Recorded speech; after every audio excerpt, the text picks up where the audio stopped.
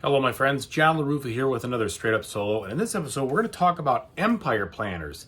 This is what happens when you put together all of the three Nano 9 games found in this box into a massive, well, a normal size game. And they all integrate into this different game right here. So we're going to take a look at what it looks like from a solo standpoint with the Automa and everything kind of intermingled here. And then I'll tell you what I think about it. Let's get started. Okay, folks, and as usual, please like and subscribe to my YouTube channel if you haven't done so already. And if you have, thank you so much. I really appreciate it. Now, let's just go over the overview of what's going on in this game. So maybe you've watched all my other solo reviews of each of these games individually.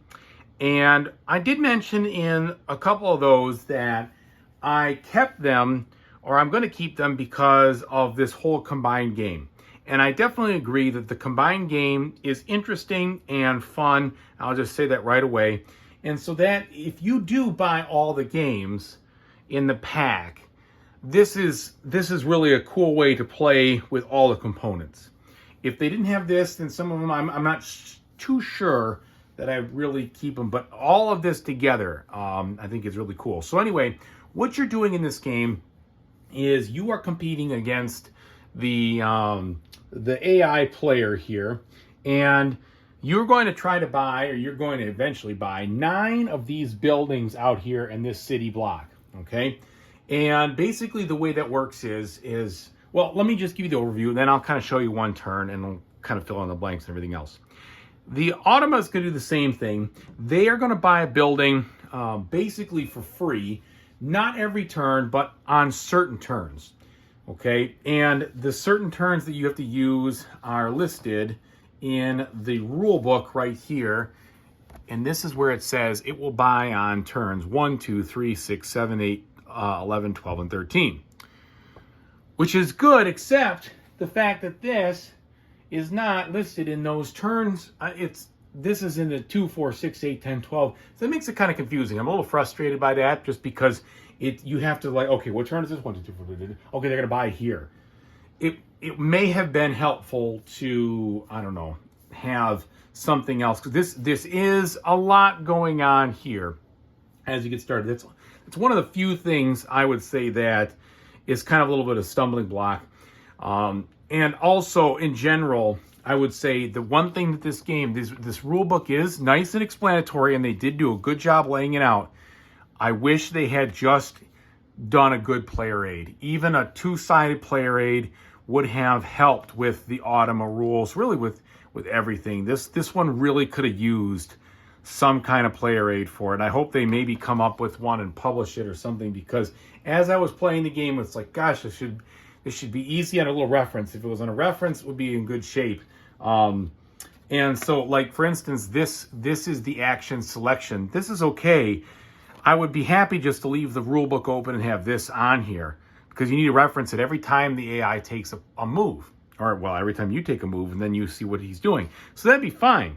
I keep that open. But the problem is I have to then flip back and forth to this, and I got to refer to what his exact moves mean, because they're a little bit different than yours, which is okay on here. But when you have to do, there's just a lot of flipping back and forth in this rule book to try to figure out what each of the things mean. And I just think a little player aid would have made it better. Anyway, so you're trying to build these buildings, and when you build them, they start at a level 1. And what you're trying to do is upgrade the building by using factories that you will have, and you will try to acquire more of them throughout the game. And the level of the building is locked 1, 2, 3, 4, 5, 6. So you can't upgrade a building more than that number, except you have to basically obey that limit. The second thing is each of the buildings does something different. So here in the rule book again, you kind of need to refer to this a decent amount to just remember what you're doing, because each building is going to generate a certain amount of capital and a certain amount of points at the end, depending on what's going on. And because this is a multi-use game where they used the components from the other previous one, none of that is printed on the cards at all. So it's a little bit confusing because you really need to know what you're doing there. Again, a player aid would have been very helpful to just sum up what you've got to do. Okay? The other thing that you're going to be trying to do is you're trying to put passengers on trains and run them around your factories to generate money. And that money is going to be used to fund all of that kind of actions you could take to buy the factories, to pay the money you need down here, to go through it. And again, you're going to also need to find a way to, the money itself is going to be spent, but it is not going to be spent. That is not your score. Your score is going to be your profit. So you're also going to take excess money and change it in this case, like $2 would be one profit. And so you can spend it that way. And that's a big way that the AI is going to generate most of their points. So the game is basically played in 3 phases. That first phase, which I'll demonstrate right now, is how you deal with where you're going to build a building. So you roll these 3 dice on your turn, and then you decide to match it up however you want. Now, given that one of these dice chooses the city block, one of them chooses the building, and the other one chooses the price, usually you're going to try to pick the lowest one, if you can, for that, for the actual profit. Now, you can spend money. You could spend, I think, 2 capital to re-roll. Yeah, you can do that, and you can re-roll 1 die of your choice, okay? When someone builds the building, if you can't build it because it's already been built, then that's it. So it's kind of a blocking space. But just as an example here, so we'll go city block 6, building 6, 3 capital, okay? So I'll spend my 3 capital, 1, 2, 3, and then I'll put my level 1 building on that spot right there, all right? Now the AI is going to do it a little bit differently. They're going to build in the first round. You roll 1 die to figure out the block. Okay, it's block 4. You roll another die to figure out the building. It's building number 1. And then you would roll this die to determine the maximum level. It automatically quickly upgrades to its final value. Now in this case, it's limited to 1 anyway, so it doesn't really matter, but I rolled a 1. So that's how he builds, okay? So that's it. That's the building. That's phase 1. Now phase 2, we're going to take actions on these cards. So the first thing we do when we get into phase 2 is we roll this to determine our market value for exchanges, and that's necessary when it comes to how we would upgrade our buildings. And then we would take 2 actions each, okay? And you take your action first, and then the AI follows. So the actions are associated with the spots on the card, all right? And unlike the other game, they don't combine or anything like that. So if you take an action, it's just the one icon, period. Now you have to understand what all the actions are, and they're all listed in here, and they're fairly straightforward. But there are some intricacies and interactions with other things. For instance, some of the actions, when you try to add a passenger to somebody else's train, you can only do that if you have one of these gray buildings, okay? And so there's those kinds of things. Other ones, in order to, like for instance, you can upgrade a building using money also. You can upgrade them using the different specific goods. So if you want to upgrade, for instance, if I want to upgrade this green one, I have 2 choices. I can either do it using this commodity right here, the brown commodity, I think. Yep, the brown one. And that's a 1-for-1 upgrade. You basically can just spend them to do as much as you can in 1 turn. Or I could use this action and pay $3 per upgrade. So it doesn't matter how many times you can do it. You can do it as much as you want to spend. Okay, so for instance, my first action could be, and this is maybe a little bit early to do it, but we'll just show you. I would go here and I could spend, let's say I want to bring this up halfway, okay? So we'll spend $9. 1, 2, 3, 4, 5, 6, 7, 8, 9. So that would bring it up 3 slots to a 4. 2, 3, and then 4.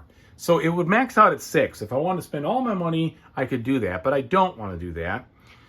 And at the end of the game, that's going to score me points. And how much points? Well, you got to look over here and see, okay, at the end of the game, you're going to get profit equal to double their final die value at the end. So you want to upgrade those green ones as best you possibly can. Now you see, what does the AI do? Well, because I did this action, the AI is going to try to do these actions in order that they show up. There is no reduced pollution, so that's not going to happen. Let's see if there's a white. There's no white guy here. There is the 2 rails. So what that would mean is move a train, if there was a train that he owned, 2 spots. There isn't. And then finally, ticket. The ticket is add a passenger to an unknown train, or unowned train. Well, there is no train out here. So since he can't do anything, he just places his die there, or his cube there to mark it, and doesn't take the action. And actually, that's not the end of the world, because he's going to score so many points. Even if he misses out on many actions, he's going to be quite competitive. So then it comes back to me, and I have a choice of really just not too many things. I could convert some capital or some profit into capital. I can't really do any of the upgrades like we talked about based on the goods, because I don't have any specific building to do that. And then there's this one. That's pretty much it. That's all I can do. So what I'll do is I'll just convert at a rate of 2 to 1. But I'm not going to convert that many. So I'll just go 1, 2, 3 points, okay? So we'll do 3 points there, and that'll give me 3 right there. Now, when I take that action, he's going to come back to this matrix, and with the way the cards worked out, nothing happens. So he doesn't take an action at all this turn. So that is all of phase 2. Now, at the end of the phase 2, we take these off, and we discard these, and then we go ahead and we deal 2 more for the next turn's actions. Okay? All right. Now, we go to the gain section. In the gain section, basically, this is where you're going to generate profit. So you got to go back to your book. You got to figure out, okay, what pays what in the gain section. So each residential building will pay 2 capital to the player who owns it. So that's 2 to me, because I have a residential. And he has the mixed building. The mixed building also pays 2 capital, so he generates $2. He never spends his capital except to exchange it. When he does, he exchanges it all for points at a 1-to-1 ratio when he chooses the action that has this symbol on it. Whether it's a 2 or a 3, it doesn't matter to him. He just blows it all on points and scores a bunch. And that is 1 turn. So you are going to take 15 turns in this game, or 15 turns, rounds, whatever you want to say. At the end of the game, the person with the most points wins. Now, let me just show you a couple more things because it's important to see them. And these actions, again, don't really align with what I want to talk about. But the first thing is, producing on, the producing on the factory is pretty easy. Basically, what you end up doing is you would take your turn here. You would look at how much it costs in capital to make the production. Or I apologize, actually. When you do that, yeah, you will look at the capital. So in this case, it's basically this amount of dollars per one of these. So it would just cost me 1 capital to produce up to 3 of those. And that's kind of how that market works. Pretty simple. So that's this action right here. We've already shown you how to do the upgrades. And this would be reducing pollution. Now, when does pollution happen? Pollution happens when someone builds an industrial building. It doesn't happen all that often, to be honest. It also happens when you upgrade the industrial building. So that would generate some pollution. At the end of the game, the person who has the most industrial buildings will lose a certain amount of points wherever the pollution is, and it will come back that amount. And the person who has the lesser industrial building will lose half of that. Now, if he has an industrial building, every gains round, it'll actually pollute. So that would push the pollution higher and just kind of move it up because he never does upgrade his industrial buildings. So that's about the size of it. The one thing that I don't have set up here because I just don't have it out is the train situation. So let's talk about that. So in order to add a train, I guess I do have it right here. So when you add a train, what happens is that you would put this over here. You take a level or just a 1-passenger train. You'd put it on the first clockwise spot, and I just start here at the 3 o'clock. And what can happen is that the other player can put a cube there to add one of his cubes to the dice, and that would increase the passengers. So he would start to benefit from some of the action that's going to happen here. Basically, what you're going to do then after that is use these links to try to move this around. And at the end, you multiply the value of the dice times the number of links you move, which in this case would be, if this ended like this, it'd be 2 times 3. And you'd get 6 capitals. That's a way to make a bunch of money. And he would get just the number of cubes times the number of links and make money off of me that way. You could add passengers to the train by using the white card. But basically all that does is generate money and help you fund all of the stuff out here. You also need money to buy factories, and the factories, again, are going to help you build the different goods you need to upgrade the different types of cities. I think that's about the size of it. The only thing I didn't really talk about is how you score at the end. So let me go through that. And this is a little convoluted. But, one more thing. If you have a die on the purple building, it allows you to change 2 commodities of any color into one of a different color. So that would help you with more flexibility. And if you had 2 different factories, you basically could use that to pay to upgrade any building that you want to do out there. So the way it works at the end, you do have to refer to this, and it's not 100%. I don't know. I struggle with a little bit of this. So first of all, what's weird is you're only getting 1 capital for each of your commercial buildings, right? Why thematically would a residential building give you 2 capital at the end of each round and a commercial building only give you 1 capital at the end of each round? Also, the commercial building is only worth the value of the die, but the residential is worth the value of the die times 2. So there is no way that the commercial building is anywhere better than the residential building. Plus, it can't be upgraded as much as the residential building. So I'm really confused by that. It seems like the commercial building should pay you more money, and the residential building should pay you more victory points. So maybe there was a mistake, but I'm not seeing it. And that really has my head scratching. Besides that, everything else seems to make some sense. The leisure building, basically it's worth double the final die roll for the person who has the most of them. Okay, no ties. So those are okay, but they're it's a little risky. The industrial building is worth profit equal to their final die roll. The player with the most factories then gets penalized by having the pollution. The other person doesn't. And then at the end, the parking lot train station is worth victory points equal to their final die, and the town hall equal to their final die. And then the mixed building is just worth 3 profit at the end of the game, 3 victory points, period. It doesn't matter because it can never be upgraded. It's always worth 1. So here it's just worth 3. All right, so that's the whole game in of itself. Let me tell you what I think about it. Okay, so that is the solo mode of Empire Planners.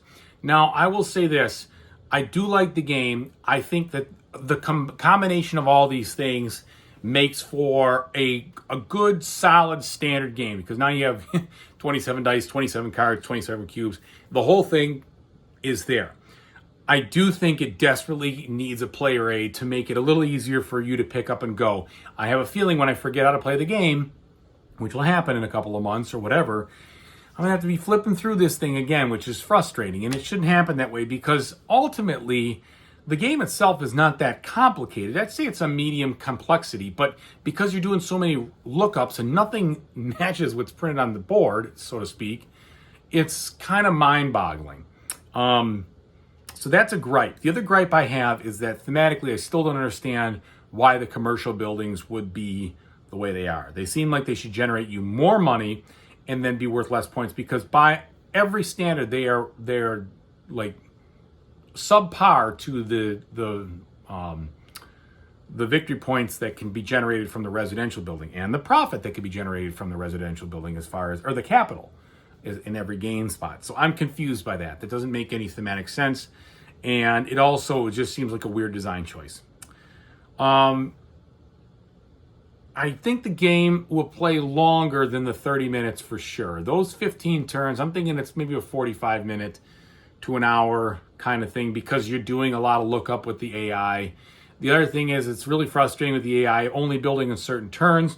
Again, that would be really easy if you just had a quick player aid. Then you'd know when he builds. You wouldn't have to keep flipping back and forth. It's kind of a headache. And I did get blown out by the AI the first time I played it. And it's just probably because I have to figure out how to do better. But what happened was I ended up maxing out my upgrades pretty easily. I shouldn't say pretty easy. At the very end, I maxed them all out. And so that gave me some points. It was the biggest part of my scoring. But he clobbered me with his conversion of the profit from 1 to 1. I'm sorry, the capital of profit from 1 to 1. It just felt like that was a huge hill to climb. So I got to figure that out. I'm interested to see what other people think when they play this game solo, if they're getting clobbered like that or not. I felt like that was, I don't know. You know, the other thing is that you obviously seem like you'd be rewarded for focusing almost entirely on one type of building, if you can. I mean, if you get the factory that allows you to upgrade your residential buildings, you could just go all in on that if you can manage. Now, you are doing some dice rolling, so you're not going to be able to do that as best you want. There's some randomness there, so you're not going to get that. But if you do get lucky, that's going to be a huge benefit to you because it generates a bunch of money and it generates a bunch of points at the end, and there's no risk and there's no pollution that penalizes you for it, and you don't have to worry about doubling up. There's just a lot of things there, so it seems a little slanted. So I like the game, but I'd love to figure out why they made some of those kinds of design choices. Overall, out of all of it, if I hadn't bought all three of them in a set, I'd say the best one is definitely Railways because it just took tramways and crammed it into a little travel thing. This would be the second best because I do like putting it together and I like to see how it all plays together. The third best would be the Empire game with the factory, you know, the basic, I guess it's just a factory industrial builder. And then the fourth would be the city planner. So I hope this was informative for you to help you to see if this is the type of game that you'd like to get or the set of games if you want to play Empire Planners. One way or another, I hope that you enjoy whatever you decide to play in the future. And thank you so much for watching. And if you watched all 4 videos, I appreciate it. This one included. And then you have an understanding of whether these are for you or whether some of them are for you or you should pass or however it goes. So thanks a lot. I appreciate it. Everybody, take care.